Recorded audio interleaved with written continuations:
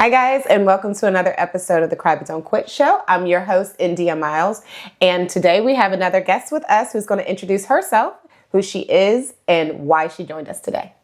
Hi, India. I am Crystal Hadnott, and I've spent most of my life in high-performance environments. Initially as an endurance athlete, tennis player turned ultramarathon runner, and also I have been a consultant to organizations as well as a coach to high-achieving executives with my business.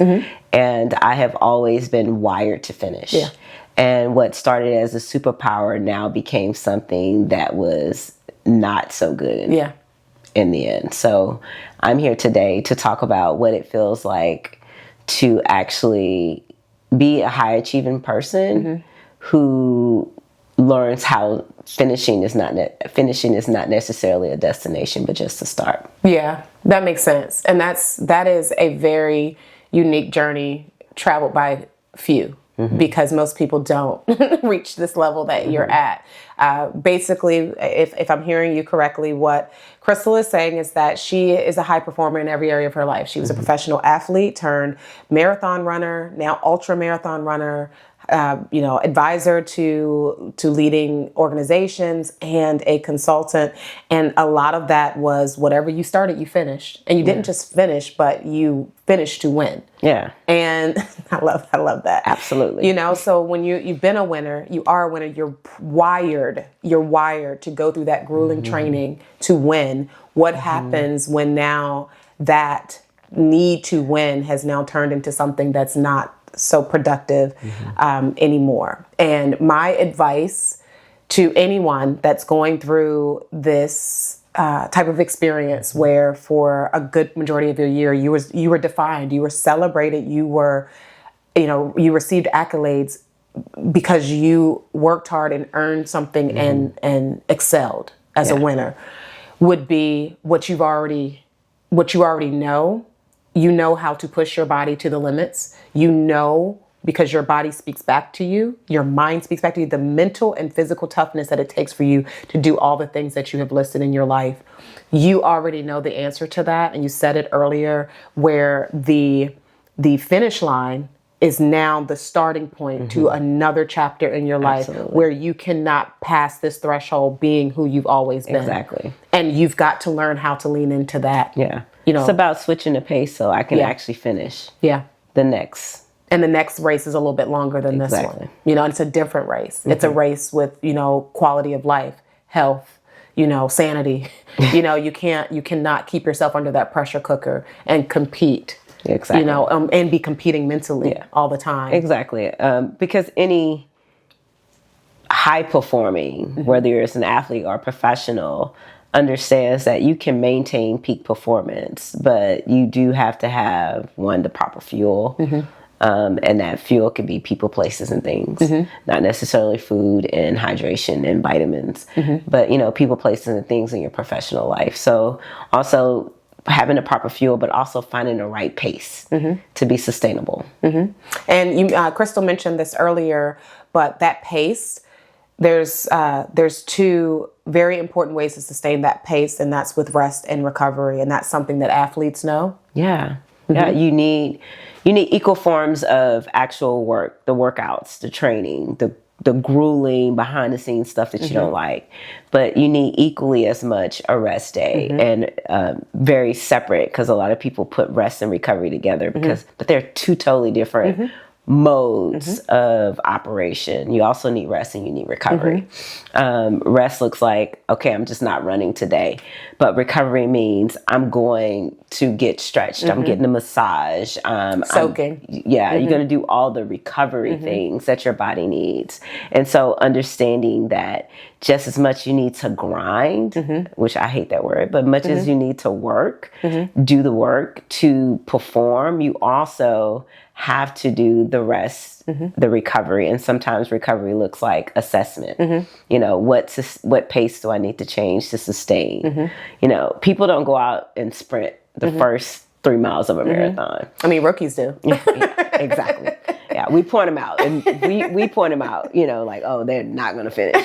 But, you really can't go like full throttle into whatever that goal is that you have and sprint it through and expect that you're going to make it to the end. You have to figure out what that pace looks like, but you also have to realize that sometimes you got to course correct, rewrite, like, hey, I thought this pace was the right pace, but maybe I need to really change it up, slow it down, or maybe I need to take a different turn, or maybe I just need to stop altogether because this is no longer the goal that I wanted to achieve anymore. Yeah. This was starting to look like something totally different. That part. And that's what I was going to speak to. If you are finding yourself as a high performing woman, and I'm using that high performance as the qualifier, if you are someone who runs marathons, someone who's always up for the next challenge, someone that has been under the pressure cooker, in multiple back-to-back circumstances to get yourself out of poverty, or, maintain a stressful corporate job, or you're constantly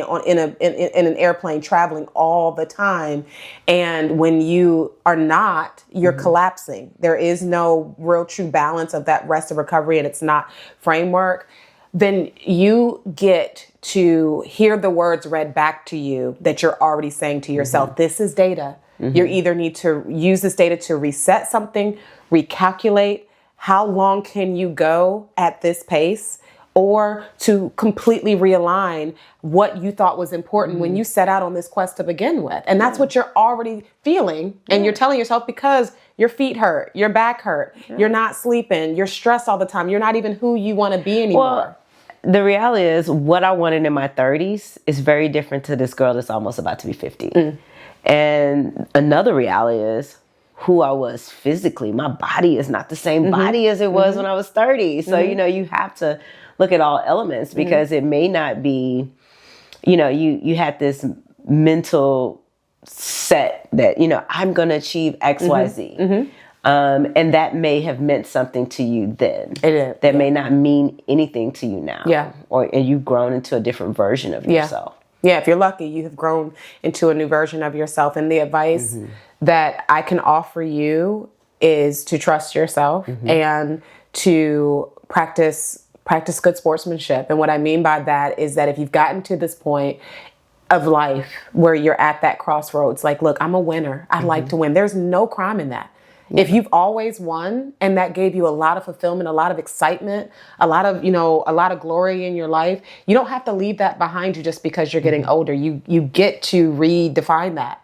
Yeah. And a big part of that can be becoming a really gracious person of the sport. So if it's something that you really enjoy, you love being in the environment of it, nurturing the next talent, nurturing the community, giving back to the community, raising money for the community, doing something where you can still be a champion, but you don't have to, sacrifice your well-being to do so. Yeah, absolutely. I tell people it was just, for me, for instance, in racing,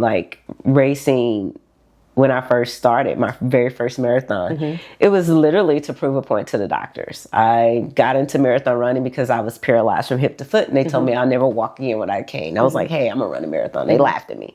So the goal was to prove the doctors wrong with that first finish line. That goal changed, because I no longer needed to prove them wrong. I had already done that. And so then it was, okay, I'm running to show others what they can do, so it wasn't even about that. And even almost 200 marathons later, it's not even, everybody think it's all cool because they want to say the number, right? The 200, almost 200 marathons. They want to glorify the collection of medals. But for me, it's also, I'm running this race to continue to show people, and I'm keeping that in mind when I do it. That's also my recalibration, because a lot of times also, I have to remind myself that if I don't rest and recover, I can't cross the finish line, which means I can't meet the goal of showing others an example of what they can do, because I'm going to fail at crossing the finish line because I'm not resting and recovering. So you make such a good point, Crystal, and this is what comes to mind. Oftentimes, women aren't allowed to be fierce competitors. We're not allowed to cross the finish line and be, like we did. Like, we're just not allowed to be winners. Yeah. We're supposed to be coy. We're supposed to be humble. We're supposed to have our little Janet Jackson voice, like, oh, thank you so much. Like, why can't we dominate at something and not be labeled domineering? So you make me think of how good of an impact that not only your story, your tenacity, but the space that you could take up if you put together your own marathon or you did something not just to give back, but to stamp and put in concrete your contribution to the game. This is not a space where a lot of women get to dominate and that be celebrated. And I just feel like with legacy work, which is kind of what you're entering into now as we are defining what means anything to us anymore. You mentioned your why. It's like, I'm running 200 races, not even for me anymore. I just want to inspire other people to see what they're accomplished. That's great. But even that can reach a point where it's like, that's not enough anymore. Oh yeah. You know? and it's definitely evolving. I tell people that every day. I mean, I had a marathon a week ago. I was going to say 2 weeks. A week ago, I ran a marathon and at the finish line, a lady walked up to me who recorded me crossing and she gave me the video. She was like, I see you at a lot of races. You're always crossing by yourself. I don't see anybody out here cheering for you, but I know you're like legacy. I've been following you on Instagram for like 10 plus years. Like, you the GOAT. Like, you know, it's like all this stuff. And she sent me a message with the video because she was like, hey, I was like, hey, here's my cell phone number, you know, send me the video. And in the message with the video, she mentioned, she was like, keep this video to remind yourself that, yes, you crossed alone, but there's so many people capturing and watching you, right? And that before there was, you know, she's like, you a Black woman doing this. Like, before there was Black girls run, Black men run, like all these running groups. She was like, there was no representation of us crossing finish lines at marathons. Yeah, maybe we're doing stuff in the Olympics, you know, like track work, but she was like, not in the marathon game. So she was like, she said, this means something to me, and I'm sure it means a lot to other people, but I want you to be reminded of that. And so that's how I know, like, the trajectory of what the goal is changing. And so even with that, it's like, okay, so now running may look very different for me, and that's my assessment time. That's my recovery. Like, okay, now what is this running thing about? And how do I continue to show up and perform? And in order to do that, we have to stop. You have to stop. You have to analyze that data as you've used it from a scientific standpoint, that every setback, every slowdown, every win, you were able to collect experiences that now you can reference when you need to make this next decision about the direction of your life. And that's what this is all about. It's about you living your best life. And it's hard to walk away from who you've always been to now pivot into who God wants you to be when you don't feel like your time's up yet. Like you don't, just because and I tell people you have to, and then learning to give honor. I tell the one thing, part of my recovery, a little recovery hack. One of the things I do when I recover from things or evolve, right? So I every time I evolve, for me, that's recovery. I write a letter to that version of myself, you know, to honor her for showing up as long as she did, as hard as she did, and getting to that end goal, right? And so I can allow space to release her to go into the next version of who I'm evolving to. That's beautiful, Crystal. And I'm going to challenge us all. I'm going to write a letter to my 39-year-old self, because I'm soon to enter another decade. So I'm going to take Crystal's recovery hack. And I think we all would benefit. If you want to submit your letters to crybutdon'tquit.com, I would love to read them. I would love to honor who you have been. And even though you're not ready to step out of the race yet, that does not always mean that you are setting something down forever. It just means that it may take on a new life. And a new vision, much bigger than one that you can imagine. So thank you, Crystal. Thank you for being here. Thank you guys for watching. As always, we love sharing these guest interviews with you so that you could glean from the advice and the coaching coming from Cry But Don't Quit Success Coaching. Please visit us at www.crybutdon'tquit.com to access all behind the scenes footage. And thank you again for watching.